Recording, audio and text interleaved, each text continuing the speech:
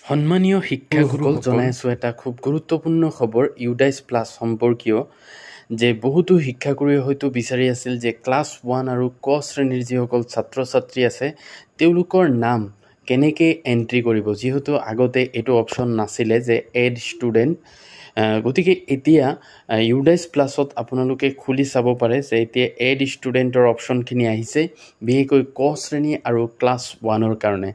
তো সন্মানীয় শিক্ষাগুৰুসকল, আপোনালোকে কেনেকৈ ইউডাইচ প্লাছত ক শ্ৰেণী আৰু বা ক্লাছ 1ৰ ষ্টুডেণ্টক এড কৰিব সেইটো মই সবিয়ে ইয়াত দেখুৱাম। তো আপোনালোকে শেষলৈকে ভিডিঅ'টো ভালকৈ চাব। সন্মানীয় শিক্ষাগুৰুসকল, যেতিয়া আপোনালোকে ইউডাইচ প্লাছ অ'পেন কৰিব তেতিয়া ইউডাইচ প্লাছৰ স্ক্ৰীণতে আপোনাৰ স্কুলটো খোলাৰ লগে লগে স্ক্ৰীণত এনেকুৱা চাব এটা পেজ আহিব, য'ত আপোনাৰ ধৰক টোটেল ষ্টুডেণ্ট বইজ নাম্বাৰ বা গাৰ্লছৰ নাম্বাৰ চব থাকিব আৰু ক্লাছ ৱাইজ ষ্টুডেণ্টৰ ডাটাবিলাক এনেকুৱাকৈ আছে UKG/KG2 PP1 ছেকশ্যন। তাৰপিছত লাষ্টত চাব লিখা আছে এড ষ্টুডেণ্ট আৰু ক্লাছ 1ৰো লাষ্টত লিখা আছে এড ষ্টুডেণ্ট।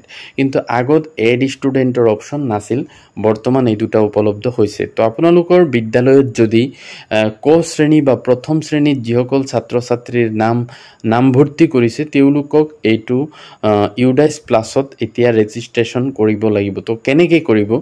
এই এড ষ্টুডেণ্ট যে অপশ্যন আছে, ধৰক আপোনাৰ ক্লাছ 1ৰ ষ্টুডেণ্ট এজনে আছে, তাতে ক্লিক কৰিব। কৰাৰ পিছত এনেকুৱা এটা পেজ খোল খাব। এই অপশ্যনবিলাক থাকিব যে ফাৰ্ষ্ট, মিডল, লাষ্ট নেম, অৰ্থাৎ ছাত্ৰ বা ছাত্ৰীজনৰ নামটো ইয়াত লিখিব, জেণ্ডাৰটো চিলেক্ট কৰিব, মেল নে female, date of birth select কৰি পেলাই ইয়াত বহাব।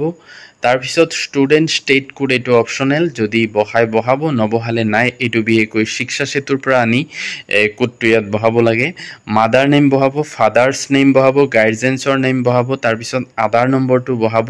তাৰপিছত আধাৰ কাৰ্ডত ষ্টুডেণ্টজনৰ নাম কি লিখা আছে এইটো লিখি পেলাই ছেভ কৰি দিব। কৰাৰ পিছত আৰু এটা পেজ খোল খাব। এনেকুৱা অপশ্যন থাকিব যে confirm the following details R correct, অৰ্থাৎ আপুনি যি ছাত্ৰজনৰ নাম তাতে এণ্ট্ৰি কৰিছে তেওঁৰ সকলোবিলাক বস্তু আকৌ চেক কৰিব যে ক্লাছটো ঠিকে আছে নে নাই, নেম অফ দ্য ষ্টুডেণ্ট একে আছে নে নাই, ফাদাৰ্ছ নেমটো চাব, মাদাৰ্ছ নেম চাব আৰু ডেট অফ বাৰ্থ যদি শুদ্ধ হৈছে তেতিয়া ছাইডত এই স্কুৱেৰ টাইপ যিটো বক্স আছে তাতে ক্লিক কৰাৰ লগে লগে এটা ৰাইট চিন আহিব।